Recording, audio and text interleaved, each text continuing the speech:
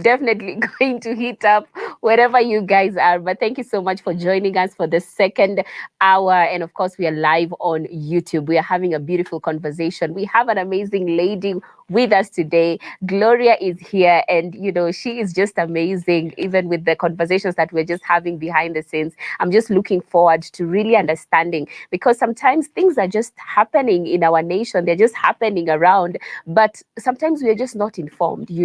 But she is here and she's going to take us through a few things that we need to know. And of course, the title is The Government, People's Demands, and the Law. So allow me to allow her to introduce herself, then we can carry on with today's convo. So karibu sana Gloria. Asante sana. Yes, how are you doing? I'm very good. Thank you for even hosting me for another time this Yes, when ni mwenyeji. Sasa nimekuwa mwenyeji. Yeah. Yes. Tell us more about yourself again. Maybe someone is watching you for the first time. Okay, my name is Gloria Kimani. Yeah. I'm an advocate of the High Court of Kenya, and I'm also a council member at the Law Society of Kenya. Okay. I also run my own practice in the name and style of Gloria Kimani Advocate. I'm a partner there. Yeah. Beautiful. Did you always want to pursue this line of work and a career? Yes, I actually have always wanted to pursue this. From high school is when I knew this is what I wanted to do. And wow. I actually was writing in my books, I want to be the voice of the people. And to help the people air their views. That's beautiful. I mean, most people in our kutanga wakishakuwa wakubwa, but for you to have that passion growing up is nice.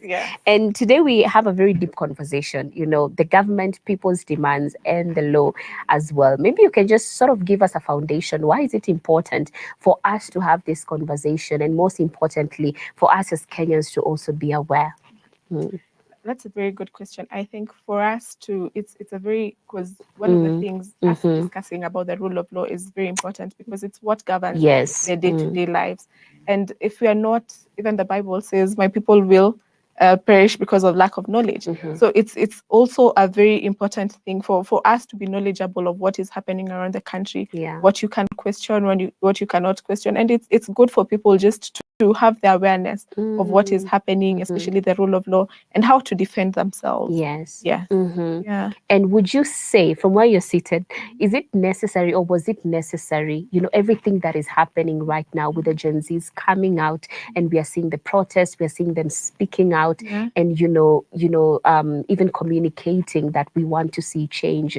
Would you say this was actually a necessary step for our nation? It was a necessary step. I think what the Gen Zs are doing right now is the ultimate patriotism. They're calling their leaders to be accountable for their action. What they told us, when they were campaigning and things like that. Now we are holding them accountable, and we have not seen this, and especially the consistency that they have been having. We have had people raise questions, but the consistency has not been there. And for them to actually hold the government accountable and to be consistent as they are, and they're saying we are not going to stop until we see actually action is being taken on what is happening. So I think it's really important, and it's the ultimate patriotism for me. I can say holding because you want a good Kenya, so you have to question what you're seeing is not right. So I think they are doing a really good job in that. Wow, good. And actually what we saw, personally, I don't know what I expected to see, but we actually saw the president, responding to what is happening, the rejection of the finance bill. Just the other day, we've seen that he has sacked his entire cabinet. So we are actually seeing these things happening. But what would you say is the consequence of what has been done so far by the president? What does it tell us, even as Kenyans? I think we should keep on now pursuing now each and every now. I think we should now move it from a national also to go to county governments and things like, and holding each county government accountable. And we are not just saying it's our national leaders, even in the counties, they need to be held accountable. So I think we are moving in the right direction, and also in holding them accountable and in all these things. And the consequences, I think, even if we are getting how the government is reacting to whatever is happening, especially the executive, is not good. But we are saying, we have had young people saying, we'd rather die for what we are doing and hold the government accountable for at least for us to see a good Kenya. So I think the consequences, we are seeing the abductions, we are seeing people dying, whatever is happening. And now people are raising questions, and now Kenya is not silent. Even now we are having our parents coming out to speak against what is happening in the country. So I think it's a very good thing. And I think we will expect more consequences to come of the people who have not been holding up to their offices. So I think it's a step in the right direction, and I think we need to be seeing this more often. I think it should not just end with the cabinet secretaries, but let's move forward. We saw even the other day the Inspector General resigning.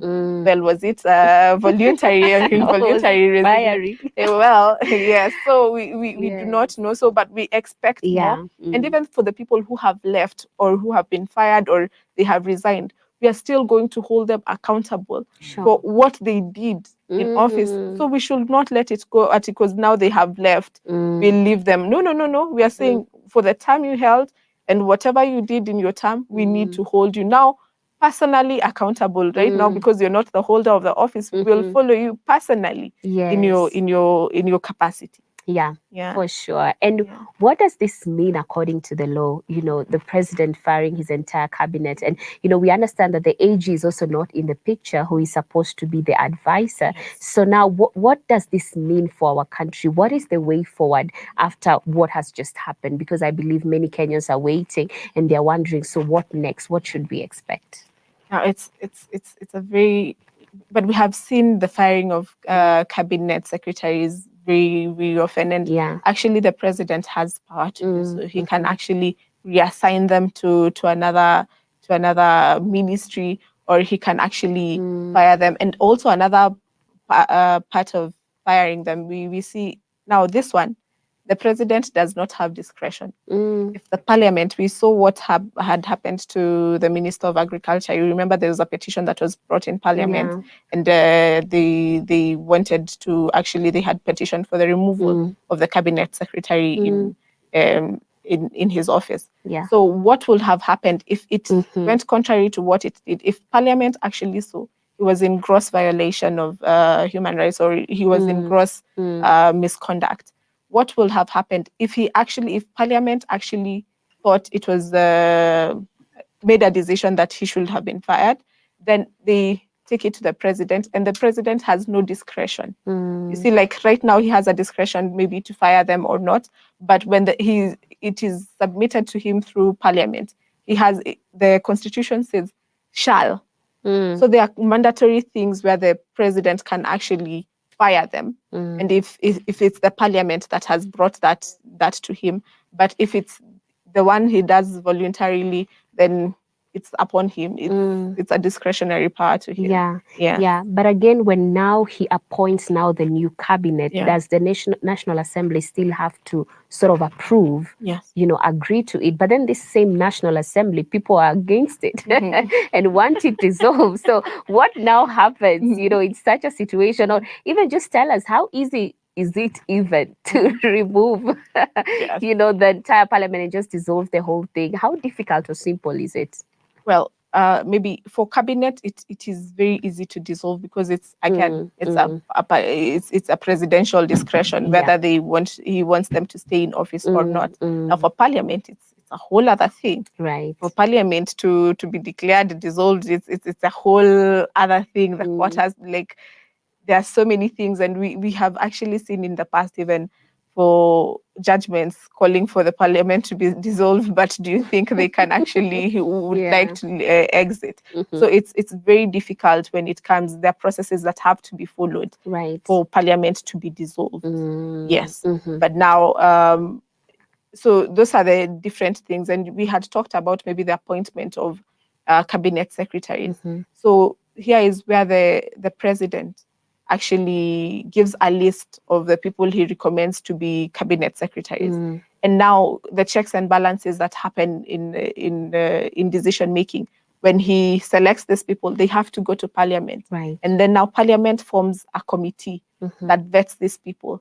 Are they in career-wise, their academic qualifications, are they qualified? They come to their personal integrity, are they qualified? they come to the experience. Are they qualified? They come and check their background. Mhm. Are they qualified actually to hold this position? Yeah. So that's what happens. And maybe Parliament can say, maybe we looked at the 10 people you sent us, 8 people are qualified. This so give us another 2 names for us to fill this position. Right. Yes. Okay. And maybe what we need to remember for the cabinet, he cannot have less than 14, but he cannot have more than 22 cabinet secretaries. All right. Yes. Yeah. And, right before we even came back on air, we were just talking about this whole fact of an MP.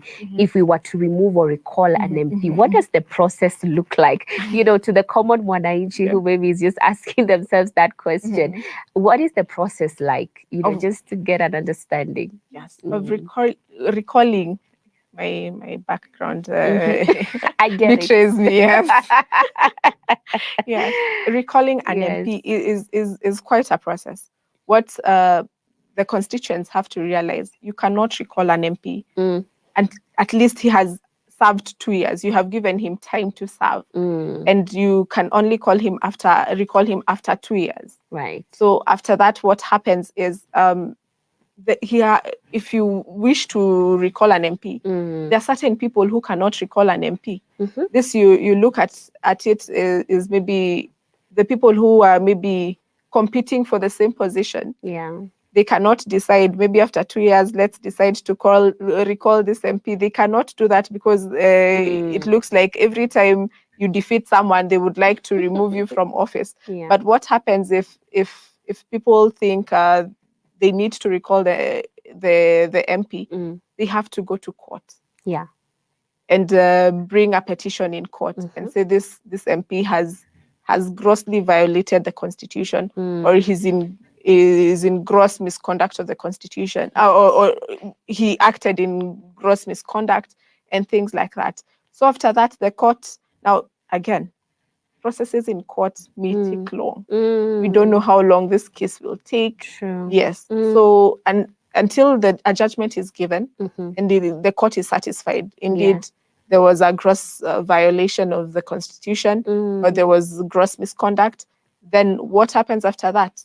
The one who petitioned goes back to the constituents, and he has to collect at least 15% of the signatures of the people in that constituency. So after that, what do? They take the signatures to the IEBC. When they take the signatures to IEBC, so IEBC has to verify if those people are actually from that constituency, right, and if the signatures are correct, because they have a list of what your signatures. So when they look into that, when they are satisfied that indeed 15%, the qualification, the requirement for 15% has been met, they actually now call the MP to come and in part of this petition, when they're taking to IEBC, they'll tell them, we have the judgment here where the court declared this, and these are the things he has done. But IEBC will still give this person a chance, the MP, to come and respond to those allegations. Yeah. When they are satisfied, the IEBC writes to the Speaker of the National Assembly or the Senate in that matter. When they write to them, and then now the Speaker can declare that seat vacant. And now they can have by-election within 90 days. Yes. But now, this is the thing. When they are going for election, at least 50% of the people in that constituent must come and vote. And now the one who wins with a simple majority. If it's less than 50%, then it does not meet that requirement. So there's a lot of things that happen in between. Yeah, and that's just one person. That's just one person. Now you can imagine we are going to all these people. It will take a while. It will take a while. Whole process. Yes, it is. They can't. It's good to be back. Yeah, you're just keeping us company. I was keeping you company, but I know, I was like, okay, right, left, but it's good to be back. Yes. So that was just one trying to recall one MP. Yes, you can't recall all of them. No, you have to petition by petition. You have to say this MP did this MP did this. Yeah. And you see, you have to go to court. Yes. I remember there was an advisory by the former CJ Maraga, and he said that was it the then or even, is it the current house, should be dissolved because it does not meet the threshold. Yes. Two-third. Yes. Instead of just going for one, see, tuende tu na wote. Yeah? I was about to use a phrase that is maybe used, but let me not go that route. Is it not? Well, we are not going to say it. We are not saying it. Why not go with all of them? Yes. Okay. So what happened then is, you remember, it's a constitutional requirement to have the two-third gender rule. Even the current parliament has not actually met the two-third gender rule. And actually, I remember at that time it was around, was it? Well, I can't remember. I can't recall the time, but I remember there was a judgment by Justice Pativo saying that actually Parliament has not met the requirements of the two-third gender rule, and they had not enacted the law that needed to be enacted for the two-third gender rule. So what happened was, because it was a constitutional requirement to be met, so he said that Parliament has actually not met the requirements. So it needs to be dissolved. Later on, Justice Maraga, even using that, the then CG, used that in his advisory to Parliament that it needs to be dissolved. However, let's remember this is a political system. Yes, you can advise. They can either choose to follow the rule of law or not. But they are thinking, we were elected here. Will we leave? So it will be a very hard thing for it to be achieved. The house. Yes. But then someone may be asking, if that's the case, then can anyone challenge any law passed by the current parliament? Because if the law, if the courts are saying it's not constitutionally crafted, right? So that means then, is it unconstitutional? The house. Yes. Then can people now even question laws that are being passed by the same house? Actually, that's what people do. That's what Okiamotata has been doing all through. Like when a law, now what you don't do is interfere with you don't interfere with the process. But what people do, like the bill making process, is a time people are given public participation before the second reading comes in place. And here is where maybe experts will come in. The Law Society actually gives memorandums on these things and tells them that, hey, this law you want to pass, actually, it's unconstitutional in this way. But they may still pass it. They might still say, no, this clause remains or this remains. Okay. Right. And so until it is passed and it is enacted, is now when we go to court and we start declaring some certain sections of the law, this is unconstitutional, or we go declare the whole bill is unconstitutional. Okay, we've never had. Okay, there are some which have been held, they are unconstitutional. So we go clause by clause. This clause, they passed it like this, but it is unconstitutional. So it's supposed to be deleted from that whole act. Yes. All right. Okay. Yes. Right. And recently, what was making the headlines was, of course, the president assenting to the IEBC, Bill 2024. So what is to be now expected? How soon is this new team going to come into play? And actually, what is the, what does it mean for the nation that we're going to be having an active IEBC? How does it even affect everything that is happening currently? So what is happening currently is we do not have commissioners in the IEBC. So we have seen even areas like I can't remember the constituency really, where the MP passed on, but they have never held by-elections. It's because there's no commission to do it. And the commission is the one that is held responsible to hold elections. But I don't think when the drafters of the constitution, we never thought there'd be a time where we do not have commissioners in the office. Remember, the chairperson, his term ended actually, and then there are 3 who had resigned, and then there are 2 who were removed. So it was a whole lot of things. So we had no commission. So what happens now is that there's going to be a selection panel. And that's where the NADCO report was coming in. So they wanted at least to have 2 additional positions to have for minorities and majority to have at least a say when they are doing this selection panel. So what is going to happen is there's going to be a selection panel that actually vets the commissioners who are going to be appointed later. So what happens is 3 commissioners so 2 are going to be appointed by the Parliamentary Service Commission of the minority and majority in Parliament, right? And then we are going to have 3 of them from is it the political parties liaison committee or something like that, and then we are going to have 2 from the interreligial council, Right. and then we are going to have 1 from the Law Society of Kenya. We're going to also have another one from ISPAC. So I don't know if they have come to 9, but the selection panel will consist of 9 people. Remember, before it was 7, right? Right now it's 9. So what happens when the 9 come in? Now they'll have 90 days to do the recruitment, right? So they will now they'll make calls for commissioners. Now commissioners will come, and now they will vet them. And now within 90 days, they're going to, they're going to recommend.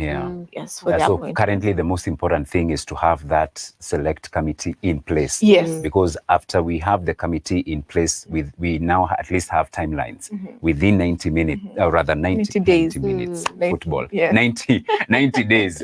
Yes. We need to have, they need to have finished their role. Yes. All right. I think it's a case of we wait and see. Yes. Let's go back to the demonstrations that we have witnessed over the last actually 1 month now. And unfortunately, lives have been lost, property also destroyed, and all.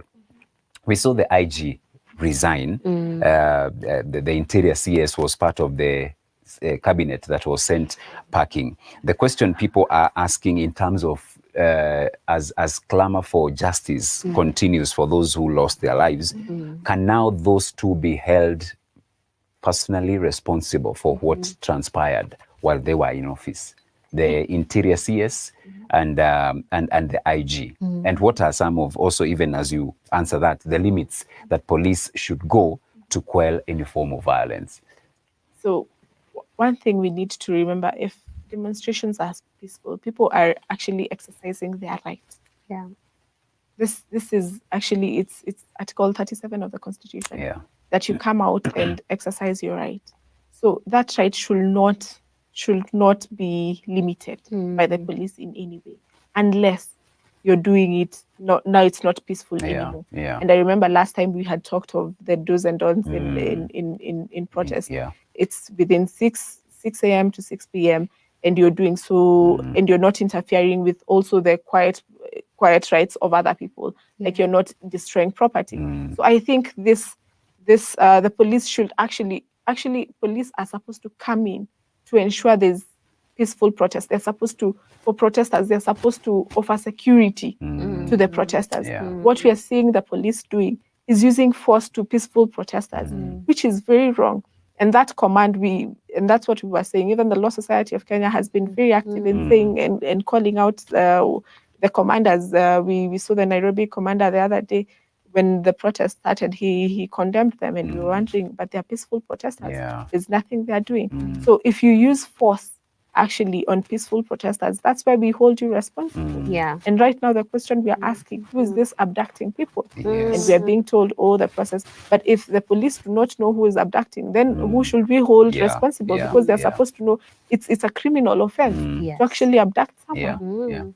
It's a criminal offense. So they're the ones, actually, the government is the one to tell us who has been doing this, and what the Gen Zs will say, they should stand on business on these things. So we need also to hold the government accountable. But from the looks of things, we've been seeing it's the security forces that have been doing this.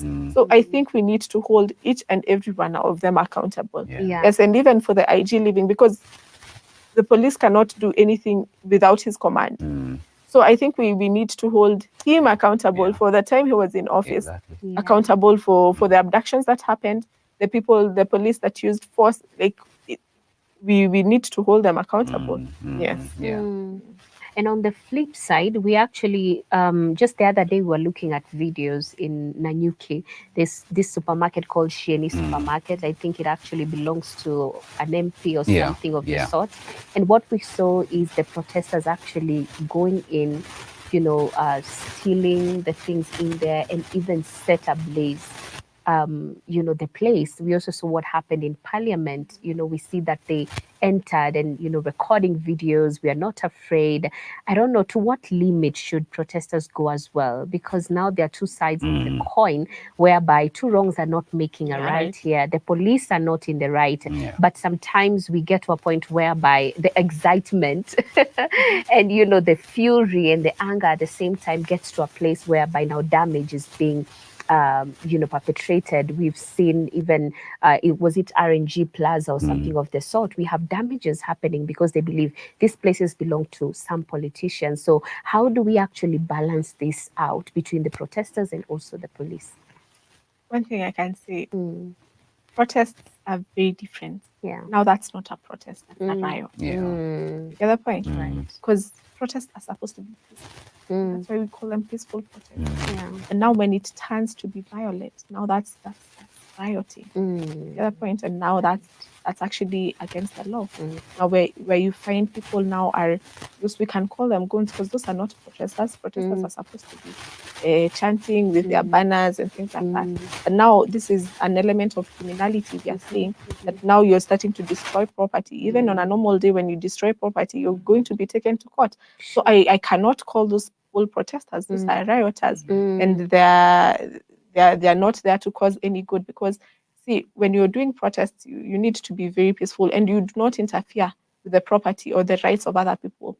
Now, when you start interfering with it, now it changes the whole thing. Now, that one, the law can take its course, and that's now when the police can actually arrest you and charge you in a court of law, because there you're going against the law. You're distracting someone else's property who has a right to hold that property, and they were conducting their peaceful business. So for you to actually do that, those people need to be held accountable for the people who are actually destroying other people's properties, because that's not what we call a protest. Sure. That's we can, it's an element of criminality has gotten in, and that's now rioting, which is not approved. Yeah. In another world, I would have been a lawyer. I have heard this statement that when you come to court, you must come with clean hands. Yes. Why and what role can the judges play? Cases we have heard of abductions or protesters arrested, but then again they are arraigned in court way late, as a ploy to continue holding them in police cells. Why then, or rather, what role can these judges play to ensure that if your hands are not clean, then we will not listen to your cases? Well, we need to remember that once you're arrested, you're supposed to be brought within 24 hours. But now the thing is, if you're arrested on a Friday, the next 24 hours will, yes. But now you're supposed to be arraigned. Good thing is there's something called bail and bond. If they see within 24 hours, they will hold you with more than 24 hours. You have a right to bail and bond. And this right, we are seeing the police taking it as discretionary on their side, which should be not. Even capital offenses are bailable under the Constitution these days. So those are things we need to look at.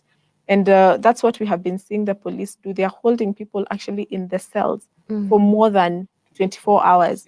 You are arrested on Tuesday, you're brought to court on Thursday or Friday. That's very wrong. That's against the Constitution. One, we need to hold the officer commanding that station, the OCS, accountable. Why was this person held in the police cells for more than that time?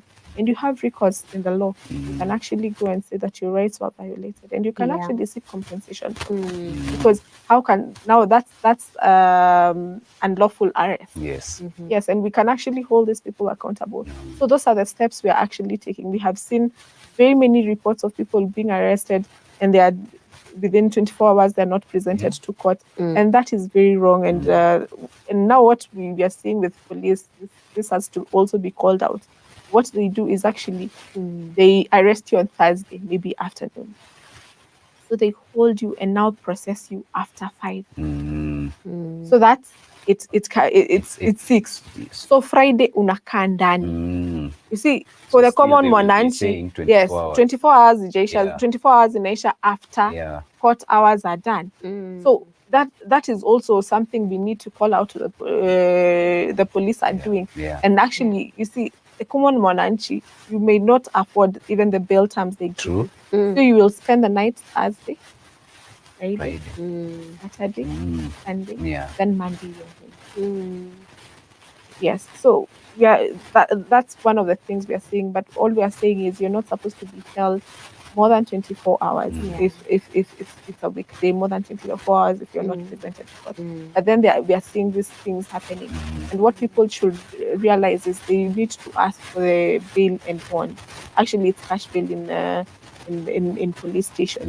You can ask for it's within your rights, but people do not actually know their rights on it. And after the president announced that he's rejecting the finance bill and he's doing away with it, most people thought that now this will calm the people down. But then there was a new anthem being chanted that Ruto must go. Just yesterday, I was watching a video at one of the quarries, whatever is happening also with the bodies being retrieved.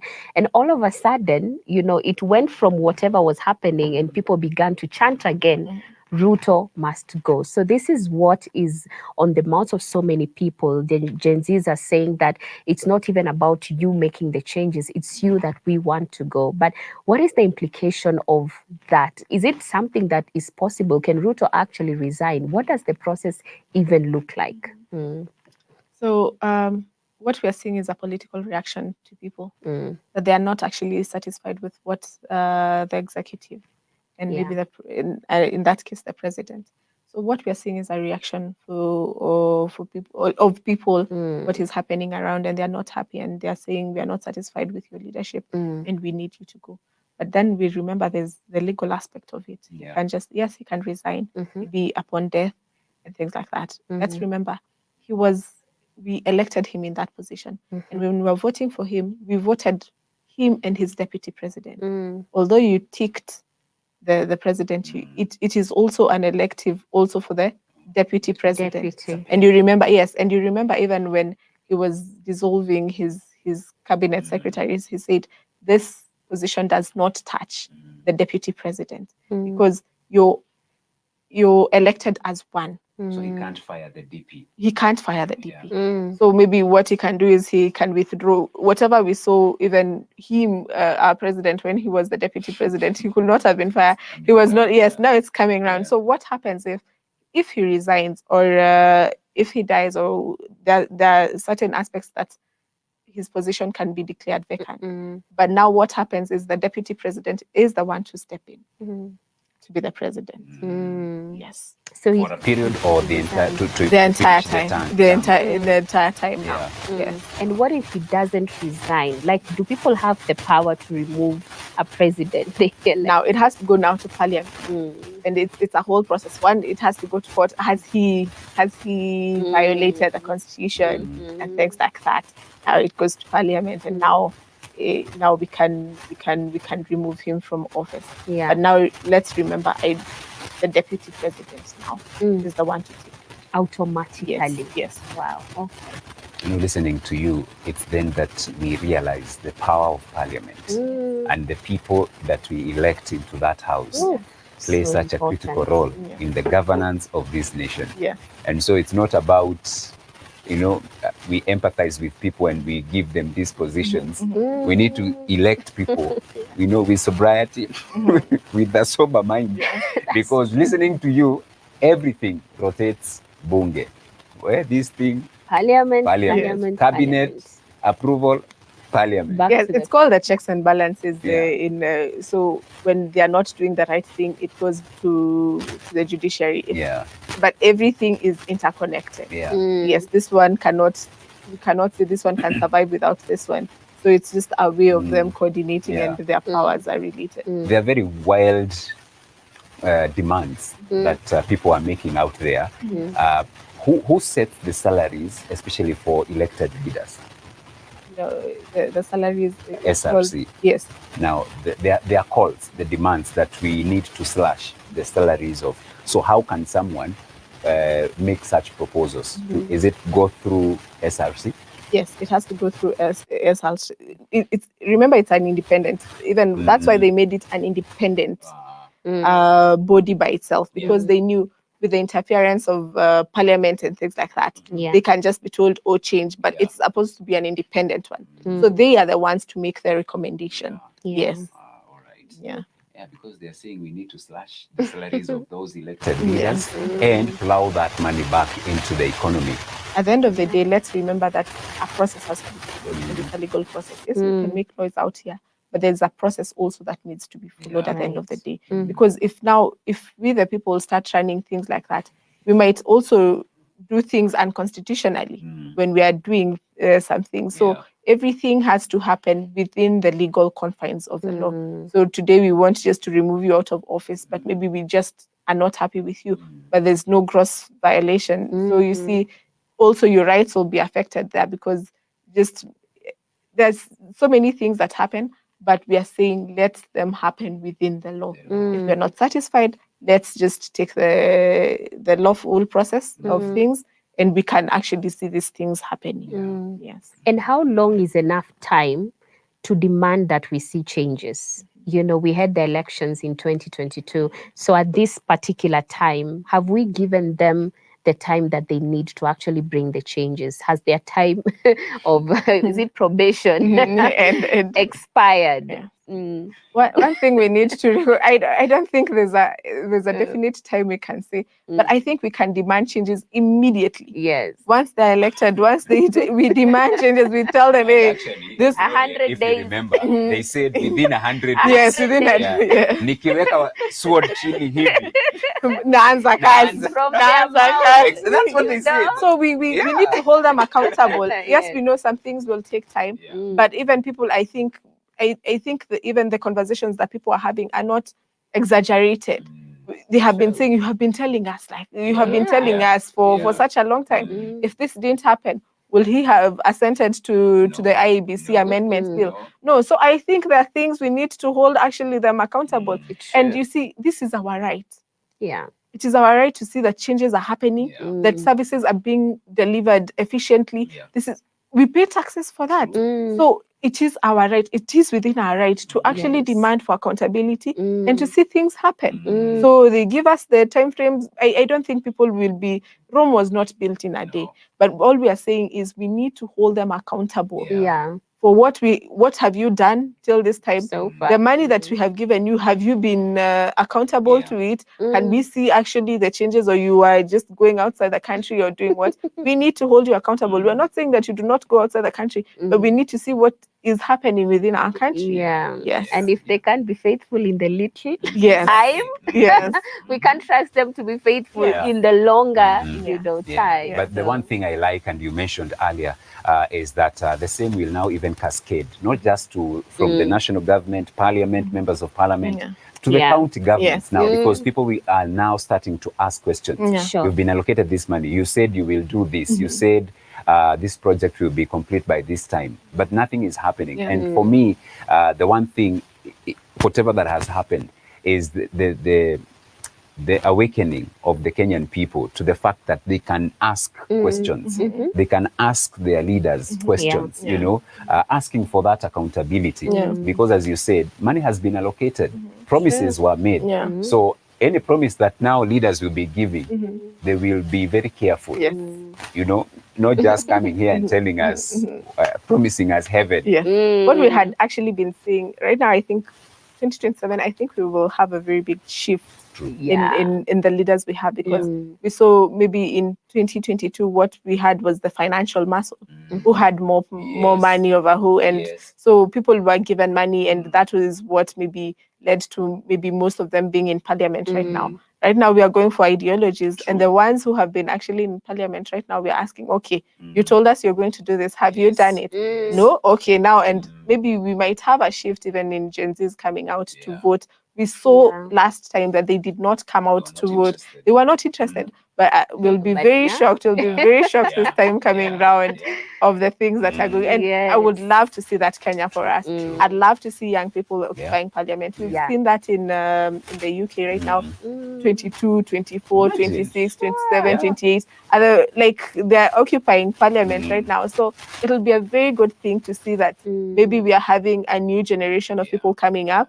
And it's not And now, knowing it's the not the voter financial, yes. is the king, Yes. as opposed to the other way around. Yes. And Yeah. before we Yes. used to listen to our parents telling us who to vote for. Now I think we are reversing the roles. Yes. They will be listening to us Yes. who we are going to Yes. vote for. That's Yes. true. And parents will have to say, I agree with Yeah. you. I Yes. agree with My mom has Gen already Z. agreed. Mungu ananiambia, sasa nimeona vijana.